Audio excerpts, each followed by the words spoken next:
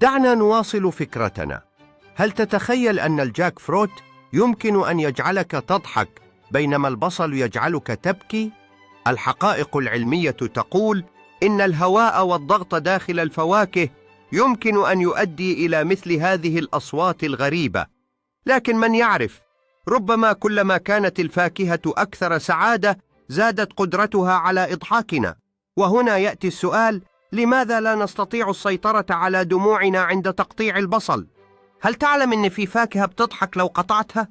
يعني تخيل تقطع تفاحة تلاقيها بتقهقه، طبعا مش حرفيا، بس في فواكه لما تقطعها بتطلع صوت زي الصرخة أو زي الضحك، زي الجاك فروت أو بابايا مستوية بزيادة بتبقى عاملة صوت كأنها بتتنفس تحت المية. العلماء قالوا ده طبيعي بسبب الضغط والهواء جوه الفاكهة. أنا بقول دي فاكهة كانت بتخاف من السكينة.